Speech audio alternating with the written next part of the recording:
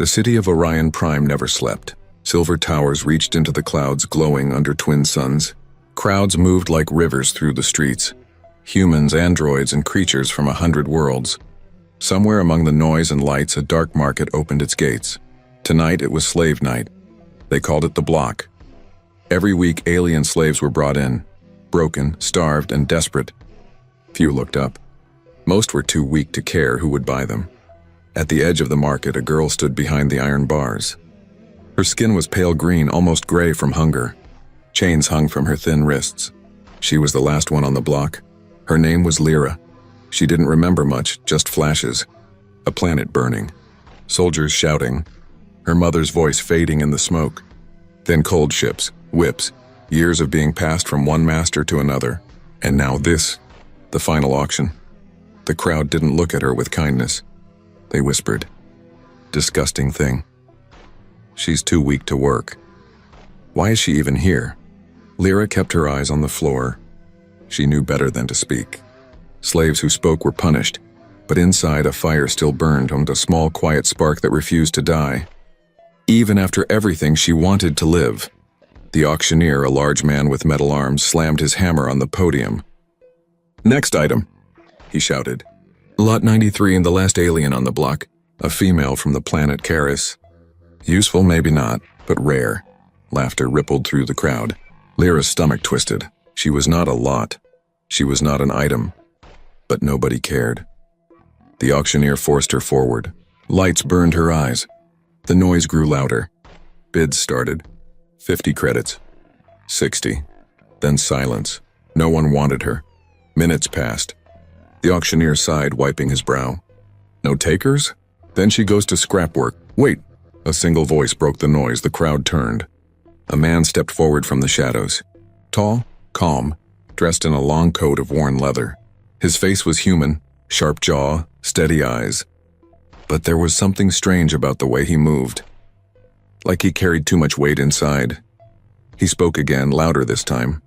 "I'll take her." The auctioneer frowned. "You sure, stranger?" "She's half dead."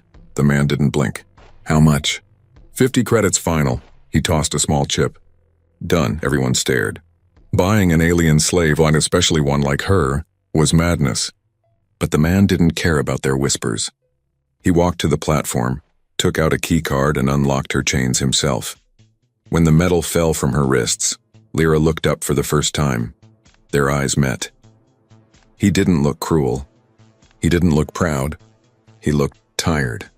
But there was something in his gaze that made her heart tremble. Something she hadn't seen in years. Kindness. He helped her stand.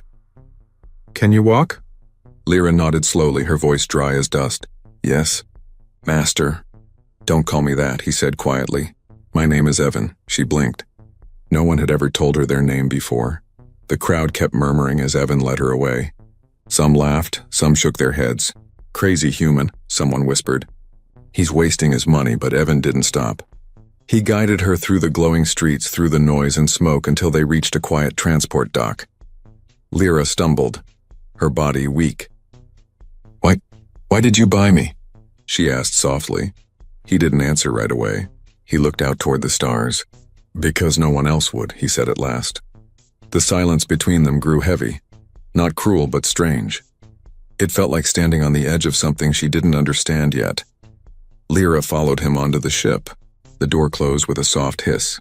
For the first time in years, the sound didn't scare her. Outside, the market faded away. Inside, a new story was about to begin. She didn't know it yet. But this human, this quiet man named Evan, would change everything. And somewhere, in the dark of space, other eyes were watching, waiting. Because Lyra was not just any alien slave. She was the last of her kind, and someone out there wanted her back. The ship's engines hummed like a heartbeat in the dark. Lyra sat in a corner of the cargo bay, knees pulled to her chest. The walls glowed with faint blue lights, breathing softly, alive with quiet energy. She had never been on a ship this clean, or this silent. Evan sat at the control panel, his back to her. The stars stretched outside the window like endless rivers of light. He hadn't spoken much since they left the market. Only gave her water, food, and a thin blanket. That alone made him different from every human she had ever known. But kindness was dangerous. She had learned that long ago. Still, she couldn't help but ask in a low voice, "Where are we going?" Evan didn't turn. "Far from here." "Far. Why?" "Because the people who owned you won't stop looking." The words made her chest tighten. She had dreamed of escaping the market, but never thought someone else would risk their life for her. After a long pause, Evan stood and came closer. His boots echoed on the metal floor. He handed her a steaming cup of something that smelled sweet. "Drink, you need strength." Lyra took it with shaking hands. "Thank you," she whispered. He nodded once, his expression unreadable. "You don't have to thank me, just rest." She tried, but sleep didn't come easily. Every sound made her flinch. The hum of the engine, the creak of metal. Her body still remembered pain. The collar marks around her neck still burned. Evan sat nearby, adjusting something on his wrist device. "Your name's Lyra, right?" he asked suddenly. Her eyes widened. "You know?" "It was on your file," he said softly. "Lyra of Karis. That world's gone now, isn't it?" She looked away. "Yes, burned, long ago. I'm sorry," the words felt strange. No one had ever apologized to her before. "Why?" she asked quietly. "Why do you care?" Evan leaned back in his chair. His eyes looked tired, older than his face. "Because I used to be a soldier," he said. "I fought in the frontier wars. I saw what we did to your people. I was there when the sky over Karis turned red." Lyra's heart froze. "You were one of them?" He didn't deny it. "Yes, and I wish I wasn't." The silence that followed felt heavy. She could feel the old rage rising inside her, but also something else. Confusion. He didn't look like a monster. He looked like a man trying to outrun his own ghosts. Finally, she said, "Then why save me?" He looked straight at her. "Because I couldn't save anyone back then." For a moment, neither spoke. The ship's soft lights flickered and the hum grew deeper, a warning sound. Evan frowned, checking his control screen. "Problem?" she asked. "Maybe." He tapped a few buttons. "We're being followed." Lyra's eyes widened. "By who?" "Not sure yet. Could be slavers. Could be worse." He moved quickly to the pilot seat, hands steady but tense. Through the viewport, two dark shapes appeared in the distance. Small, fast ships with red engines. Her heart pounded. "They're coming closer." Evan's voice stayed calm. "Hold tight." The ship jolted as he shifted power to the thrusters. Stars blurred into streaks. The enemy ships fired. Blue light flashed across the darkness. The ship shook violently. Lyra screamed, grabbing the wall for balance. Evan gritted his teeth. "Hang on!" He pulled the ship into a dive, spinning through a narrow asteroid belt. The enemy followed. Rocks shattered. Sparks flew. Lyra crawled toward the front, her voice trembling. "You can't escape them." "Yes, I can," he said through clenched teeth. "Just need a second." He pressed a red switch on the dashboard. The engines roared louder than thunder. The ship shot forward, leaving a trail of fire behind. The two pursuers tried to match speed, but one clipped an asteroid and exploded in a burst of blue flame. The second ship kept coming. Evan cursed under his breath. Persistent. He flipped another switch. The ship suddenly went dark, lights off, engines silent. They drifted among the asteroids like a ghost. Lyra held her breath. "What happened?" "Stealth mode," he whispered. "They can't see us now." Through the viewport, the last enemy ship slowed, scanning the field. Then after a tense minute, it turned away and vanished into the stars. Only when it was gone did Lyra finally exhale. Evan leaned back, exhausted, but alive. That was close. Lyra stared at him, this strange human who had risked everything for a slave. "You could have left me," she said softly. "I told you," he said, standing up. "I don't leave people behind anymore." He walked toward the door leading to the small sleeping quarters. "Get some rest. Tomorrow I'll tell you where we're going." As he disappeared into the shadows, Lyra touched the chain marks on her wrists. They still hurt, but now they also felt lighter. For the first time, she dared to hope. But deep in the blackness of space, a signal blinked. Someone had traced their escape route. The hunt for the last alien slave had just begun. The next morning came slowly, painted in the pale blue glow of the ship's artificial dawn. Lyra woke to the soft hum of the engines. For a moment she forgot where she was. No chains, no cages, no shouting guards. Just silence. It almost felt unreal. Evan stood near the control panel, sipping from a metal mug. His eyes were fixed on the stars ahead, calm but alert, as if he never truly slept. She sat up, still weak but stronger than before. "You didn't rest," she said quietly. He gave a small smile. "I don't rest much. Too many memories chasing me." Lyra hesitated, then asked, "You said you'd tell me where we're going." Evan nodded. "We're heading to a moon called Thalon's Reach. Quiet place. No patrols. We can hide there until I figure out what to do next." "Hide from who?" "From everyone," he said. "Especially from the ones who were chasing us last night." Lyra frowned. "Who were they?" Evan turned toward her. "Slavers. But not the normal kind. These ones were military. That means someone important wants you back." Her heart skipped. "Why would anyone want me? I'm just a slave." He studied her face for a long moment, then said softly, "You're not just anything." Hours later, Evan led her to the medical chamber, a small room filled with scanners and glowing instruments. "Sit," he said gently. "I need to check your vitals." "You were badly starved." Lyra obeyed. The machine hummed, scanning her body with soft light. She stared at her reflection on the glass, thin, pale eyes full of questions. Evan watched the readings. Then he froze. "What's wrong?" she asked. He didn't answer at first. His eyes were locked on the screen. Lines of alien symbols flashed across it, glowing red. "Lyra," he said slowly, "your blood isn't normal." She frowned. "What do you mean?" "There's something inside it. A code. Nanotech, maybe genetic." He looked closer. "It's Caretian biosequence, the kind they used for royal bloodlines." Her eyes widened. "Royal? No, that can't be." "It can," Evan said. "You're not just the last slave from Karis. You might be the last heir of it." She shook her head violently. "No, my family was poor.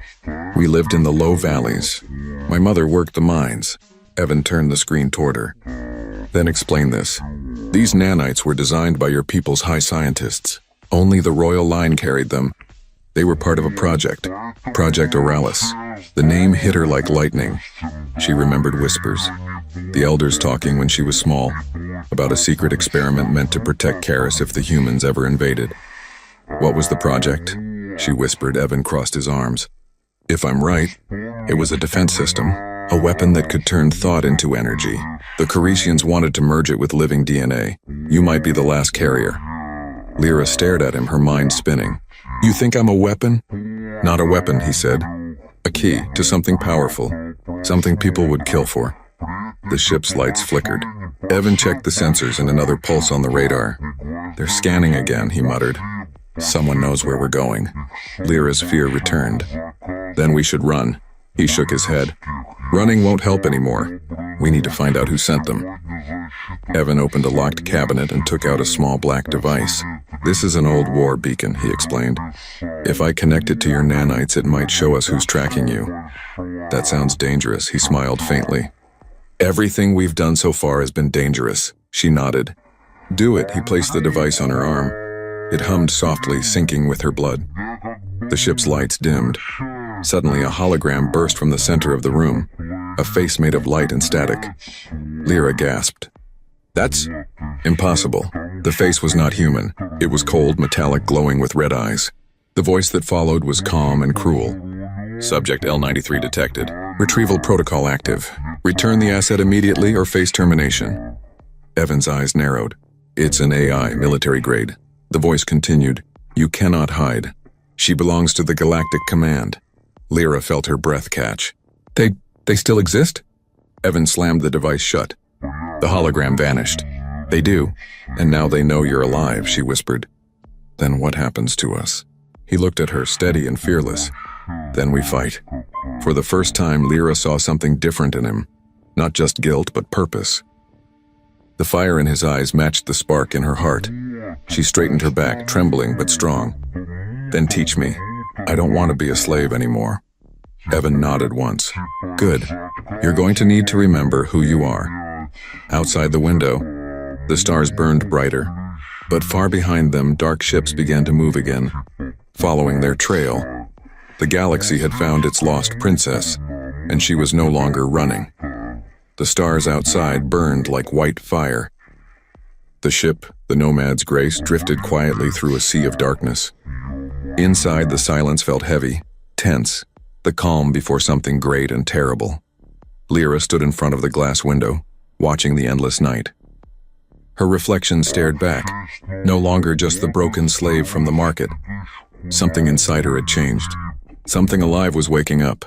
Evan entered the room, his jacket half-buttoned, eyes sharp but tired. "Couldn't sleep again?" he asked. Lyra shook her head. "Every time I close my eyes, I see the hologram. That voice, calling me an asset. Like I'm not even real." He stopped beside her. "They don't see life, Lyra, only value. And you have something they want." She turned to him, her voice low. "You think I'm a key." "To what?" Evan hesitated. "I think you were made to protect something. Maybe even destroy it. But if we can understand your nanites, maybe we can control them before they control you." She frowned. "Control me?" He nodded slowly. "They're reacting to your emotions. When you're scared, your energy spikes. When you're angry, your body temperature rises. That's not normal biology." Lyra looked down at her hands. The faint veins on her skin glowed softly, a light green shimmer under the surface. "What if I hurt someone?" "Then we learn how to stop it," he said firmly. "You're not a weapon unless you choose to be." She looked up, meeting his eyes. There was no fear in them, only belief. For the first time in her life, someone believed she could be more than what the universe made her. The next few hours were filled with tests. Evan guided her through breathing techniques, memory recalls, and emotional control. He used his old soldier's calm like a shield around her. "Focus," he said. "Don't fight the power. Listen to it." Lyra closed her eyes. She felt her heartbeat and steady, slow. The nanites inside her pulsed in rhythm. Then she saw something. Not with her eyes, but in her mind. A vision. A city of crystal towers under a green sky. Children laughing.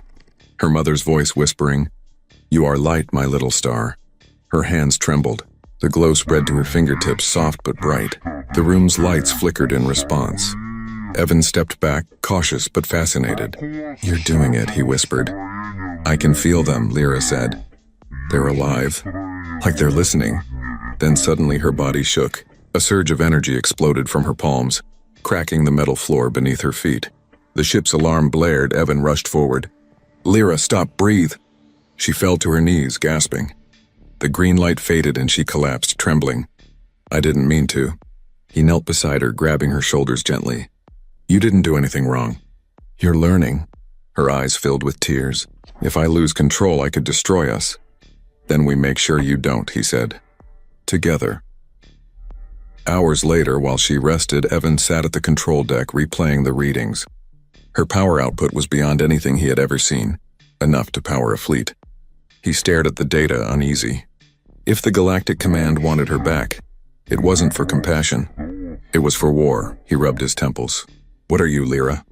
The ship beeped softly. A message flashed on the radar. "Incoming signal detected." "Unknown source," Evan cursed under his breath. "Not again." He activated stealth mode, dimming the lights. But this time the signal didn't chase them. It spoke. A woman's voice, clear and calm. "Evan Cross," it said. "You have something that belongs to us. Bring the Kari subject to Station 9 and you will live." He froze. "They know my name now." He looked at Lyra, still asleep, her face peaceful for once. Then back at the message. "Not a chance," he muttered. When Lyra woke, the ship had already changed course. "Where are we going?" she asked. "Somewhere they won't expect," Evan replied. "An old contact of mine, a scientist named Mara. She worked on alien tech years ago. If anyone can tell us the truth about your nanites, it's her."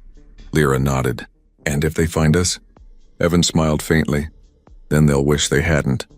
She didn't understand his confidence, but she trusted it. Somehow his calm made her stronger. Outside, the ship glided through a field of golden dust, a nebula glowing like fire. Lyra pressed her hand against the window. "It's beautiful," she whispered. Evan looked too. "Yeah. Sometimes the galaxy still remembers how to be kind." For a brief moment, the chaos faded. The stars felt like home again, but far away in the black void between systems, something ancient was waking. A massive ship, older than any human design, stirred to life. Its scanners locked on the Nomad's grace. The voice from before echoed once more, colder than ever. "Activate pursuit protocol. Retrieve the last heir of Karis, Ankh alive." And deep inside her, Lyra's blood pulsed with light again, as if it could hear the call. The awakening had begun. The moon called Thalon's Reach hung in space like a cracked pearl, half frozen, half burning. always caught between light and darkness. The Nomad's grace descended through its thin gray clouds, engines whispering against the silence. Lyra watched from the cockpit window, her heart uneasy. The place looked dead.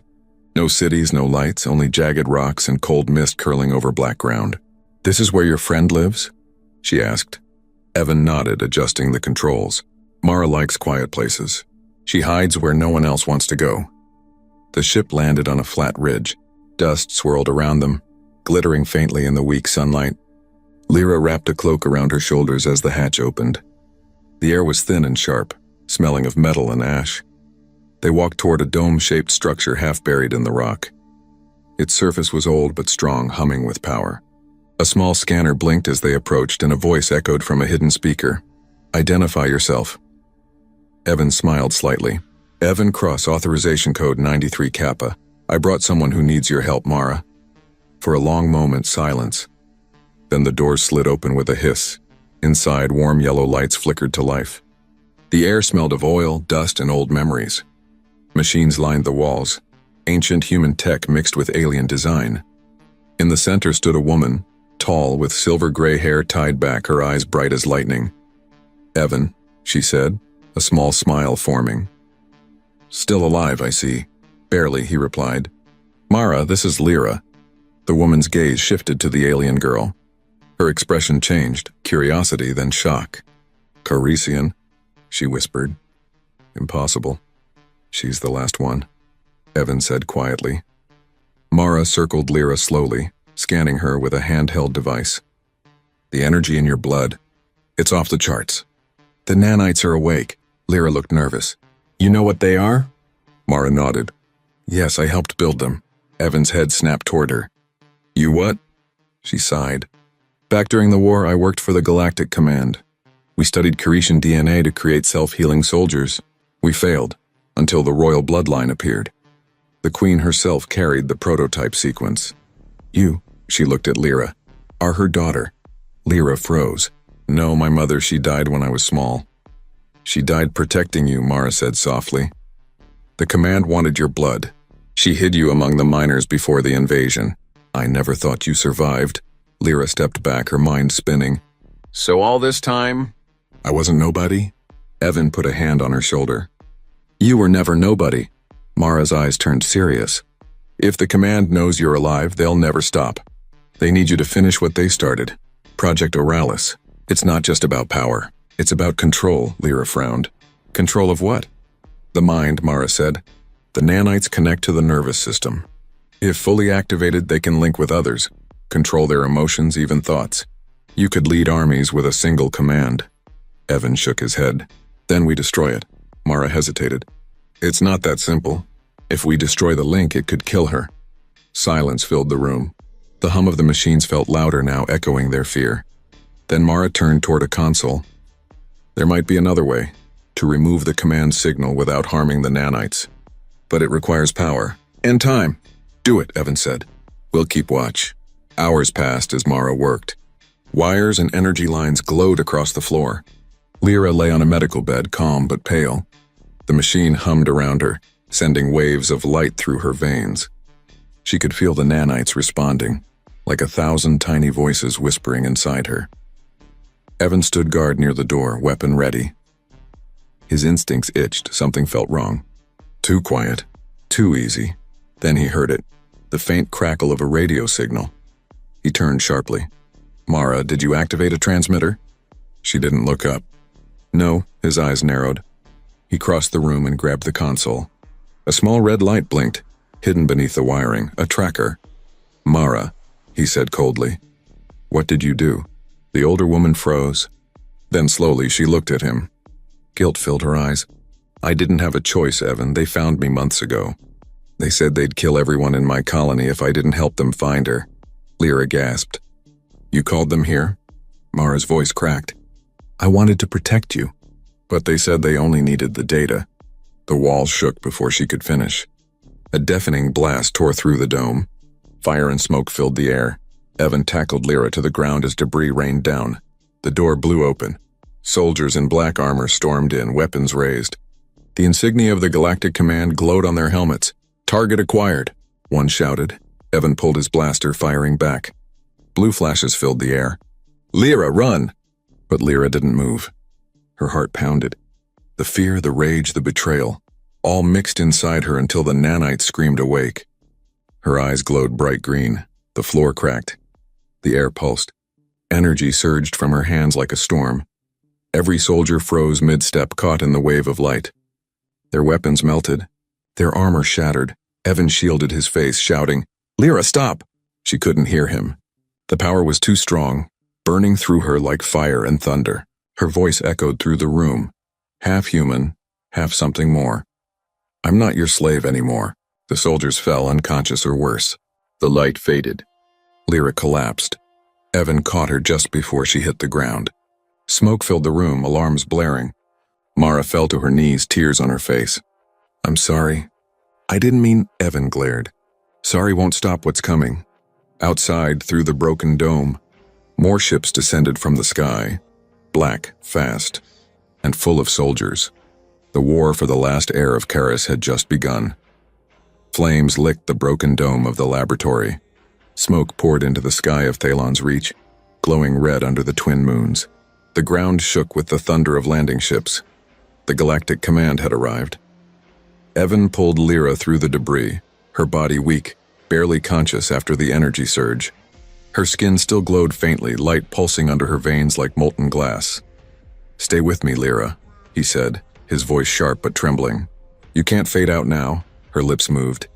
"I didn't mean to hurt them." "I know," he said, "but right now you need to survive." Behind them, Mara coughed, crawling through the smoke.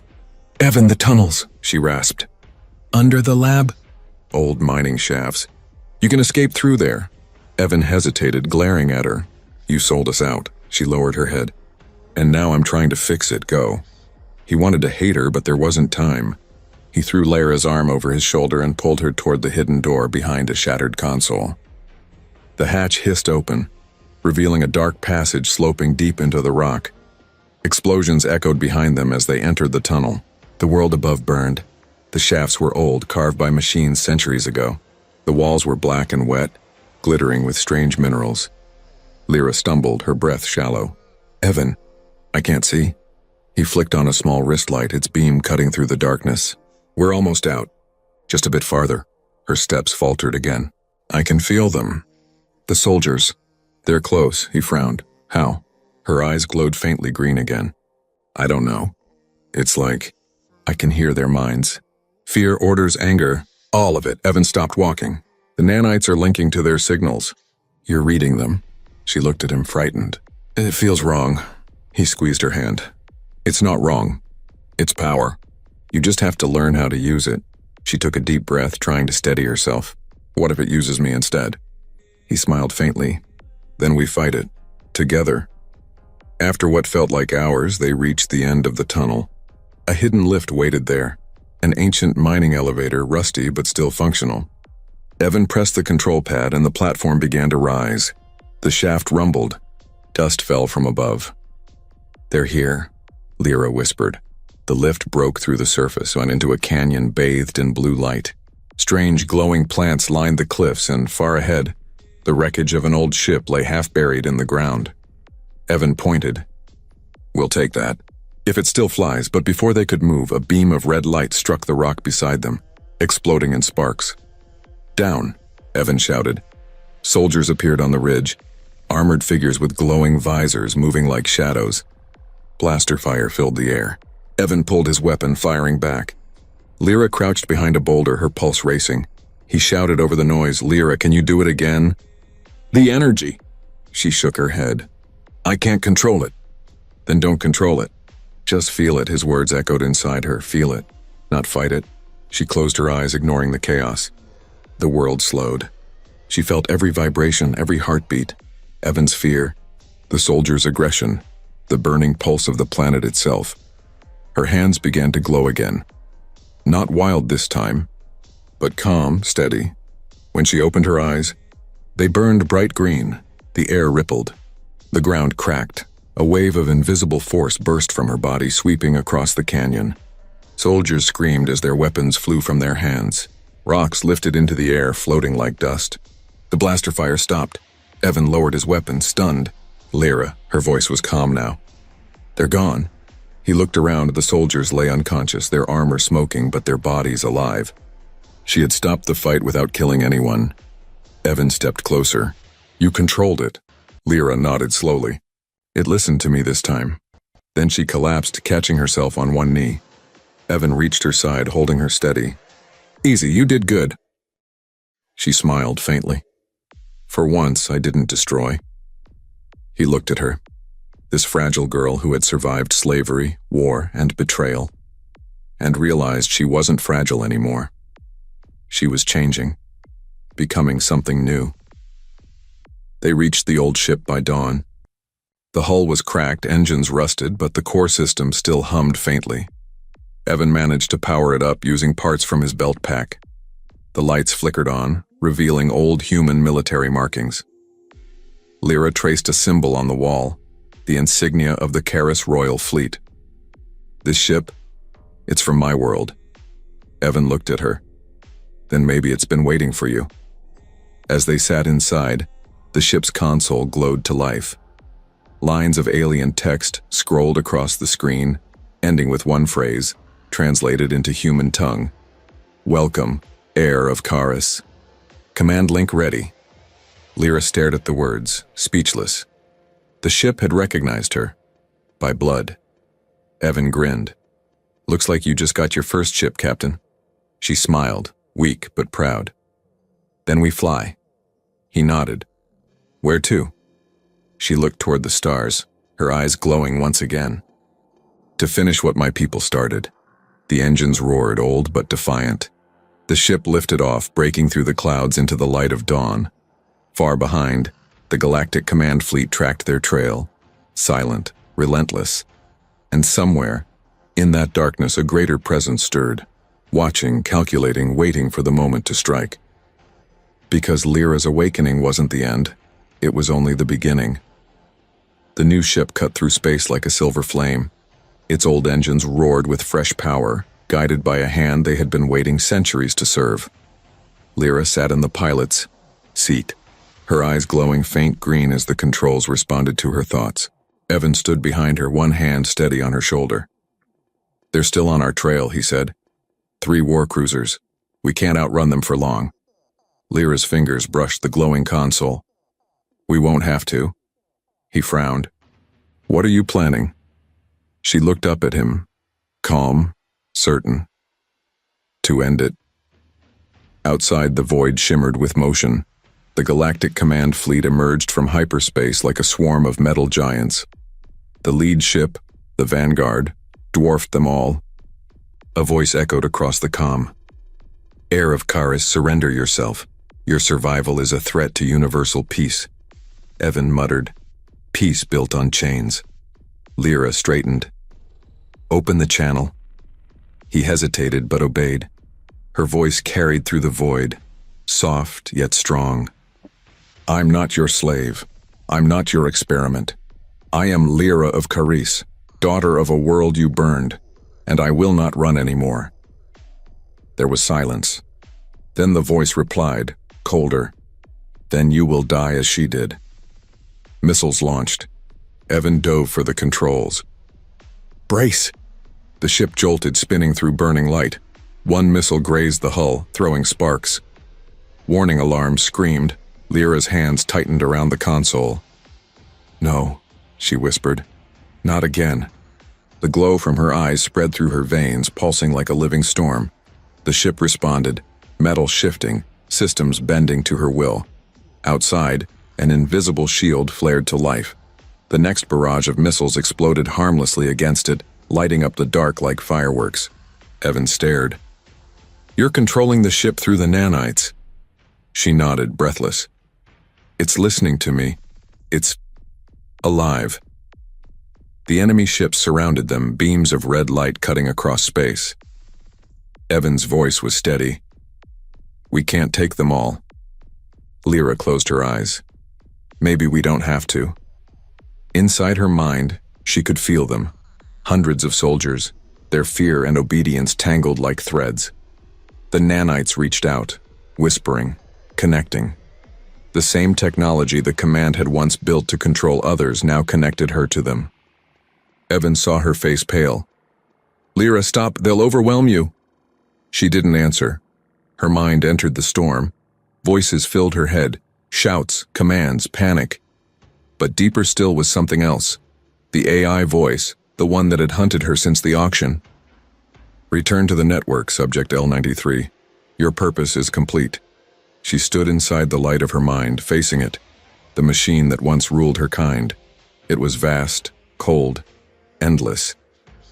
"You called me property," she said. "You destroyed my people. They resisted perfection." Lyra's anger burned like a star. "Then I'll show you what perfection truly means." She spread her hands. The light within her exploded outward, flooding the network. The AI's voice screamed, breaking apart under the surge. Circuits melted. Commands dissolved.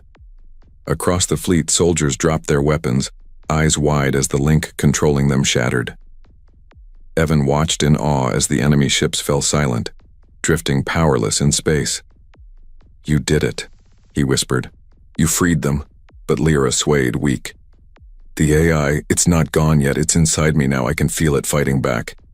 He grabbed her hand. "Then don't fight alone." He closed his eyes and pressed his forehead to hers. For a heartbeat, their minds touched. Human and alien, two broken lives finding balance. Her power flowed through him, not burning but warm, alive. Together they pushed back.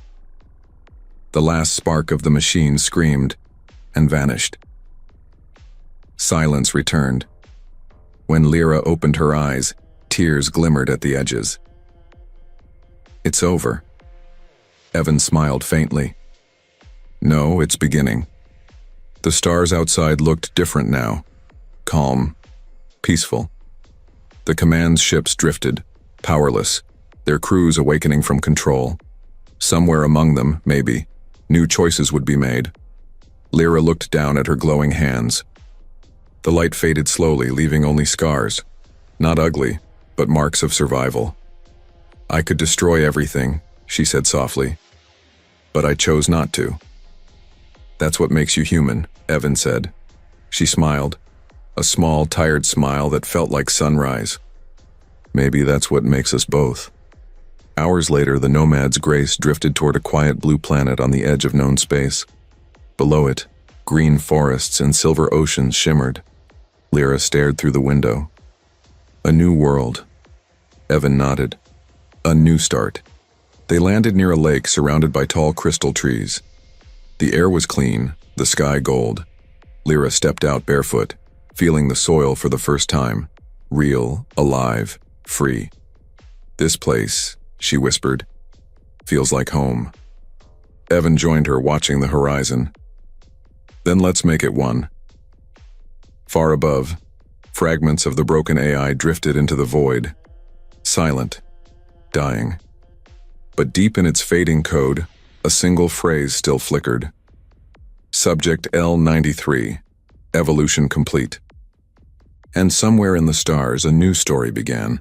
Not of slaves or masters, but of two souls who proved that even in a galaxy built on control, freedom can be reborn.